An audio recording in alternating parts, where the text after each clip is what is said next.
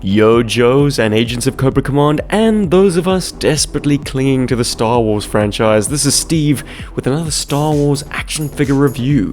This time, the two leading ladies from their respective shows. It's Fennec Shand from Book of Boba Fett, and Bo Katan Kryze from The Mandalorian. Ming-Na Wen and Katie Sackhoff, two of the first ladies of science fiction. Let's see if these figures stack up. Firstly, cards, not bad. Only wish we had Katie Sackhoff's face on that card. It looks like Ming-Na Wen is coming off in first place. Star power, baby. It seems like they're part of the same wave, kind of. They're carved up slightly differently on these packages, but on Fennec's card back you see Bo Katan as well. These are both figures from last year, but I got them at a steal. They were basically half price at JB Hi-Fi. Go me.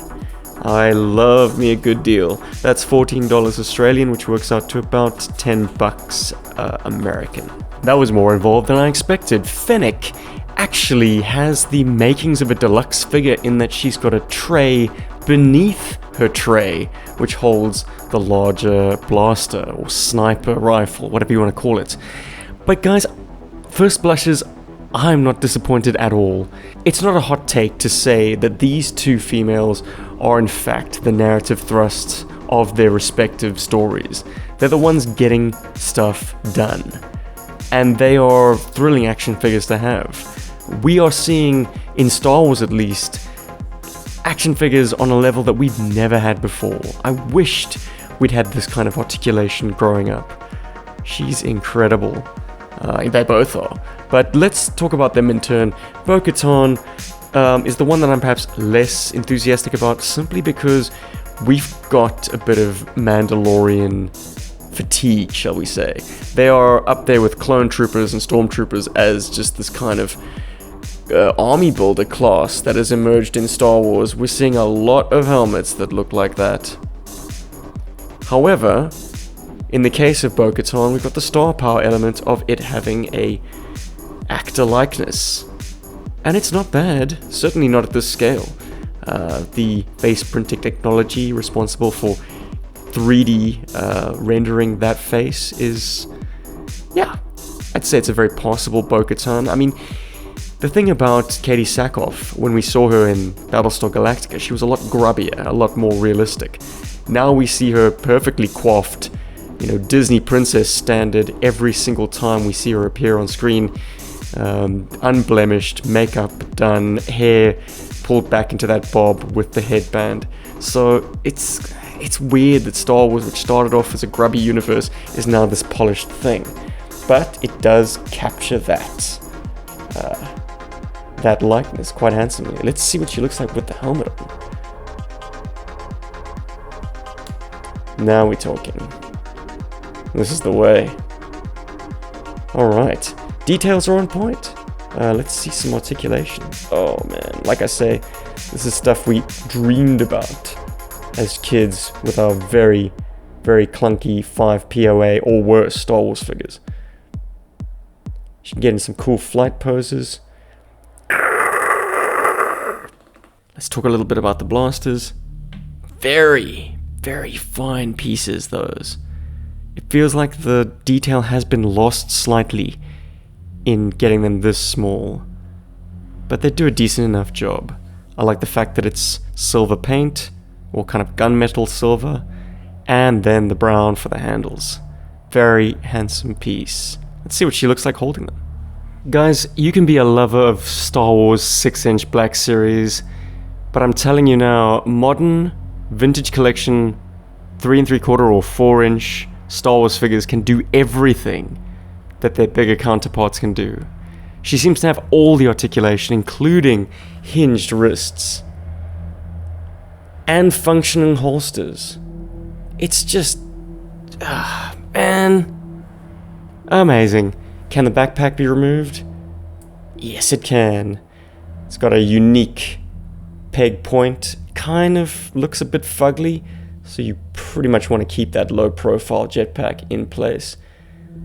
But yeah, man, she has blossomed to becoming the most interesting, most watchable character on The Mandalorian. She certainly has a better ship than Mando does, and that was a very short-sighted, fan-servicey decision to give him a Naboo starfighter to tool around in.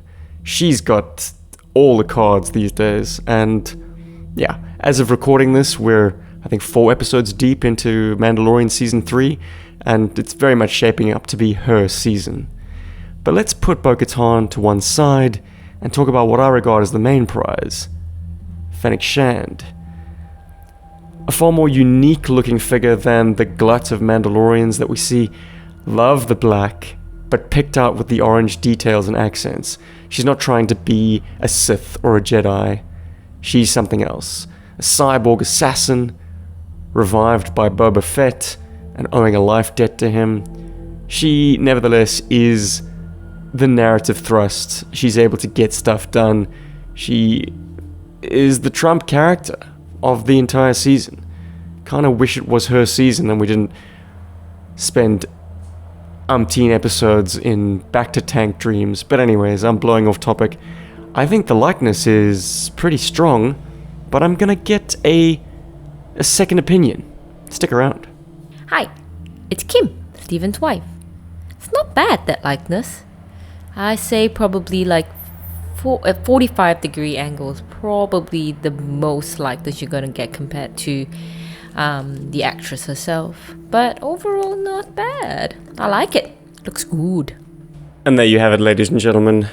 Kim's been a fan of Ming-Na Wen's career ever since she tended the voice for Mulan way back when. So I'd like to think of her as an authority on the subject. Let's talk accessories. First up, whoa, what happened here? Like I said, it was on a bottom tray beneath the main tray, but yeah, it's gonna need some hot water soaking to get that plastic unbent. It's a very handsome sculpt though. I like the fact that it's got a bit of orange paint to pick out those details. Very nice. We also have the alternate head. Wonderful to have these options. Really does enhance your play with the figure.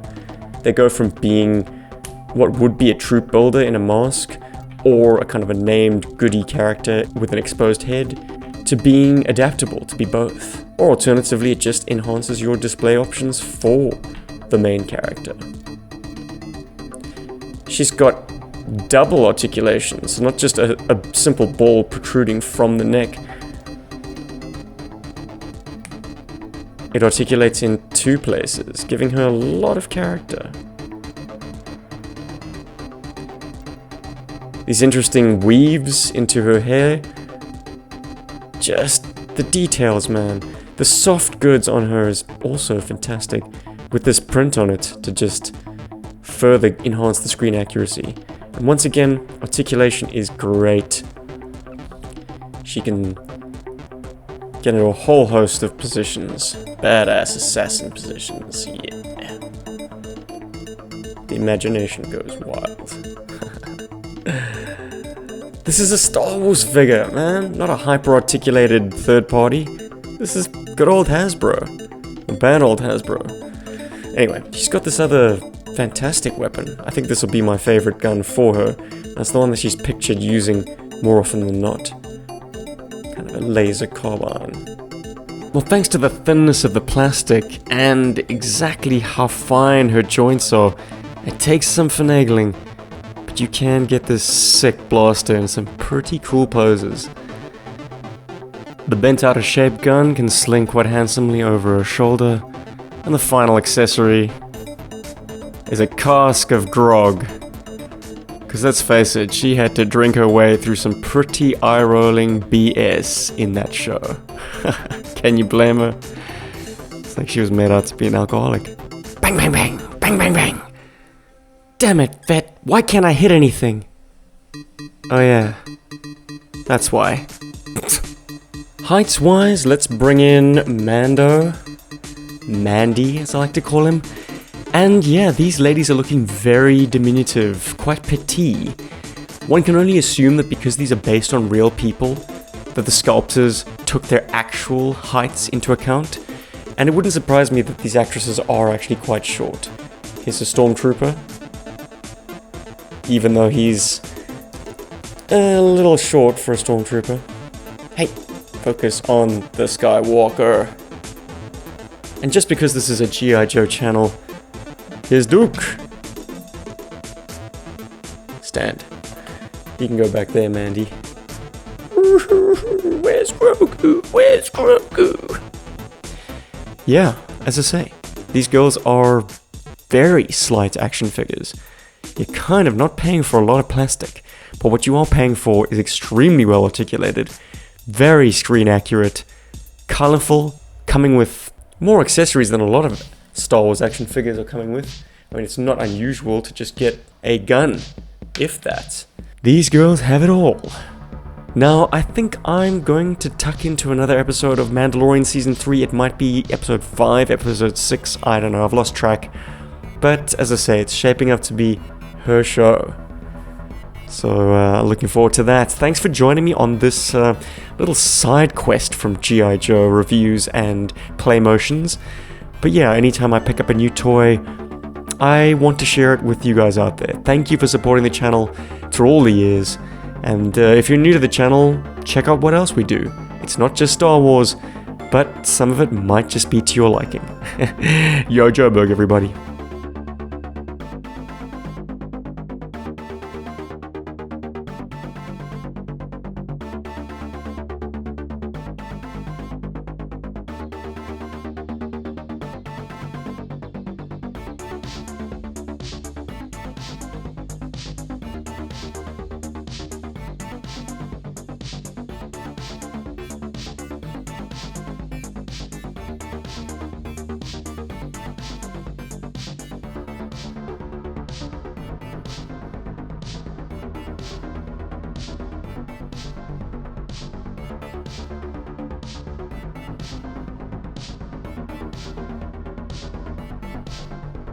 I've just finished watching episode 5 of season 3 of Mandalorian, The Pirate, and I know I'm not the only one here who feels that having an action figure from the show just increases your investment in it that much more.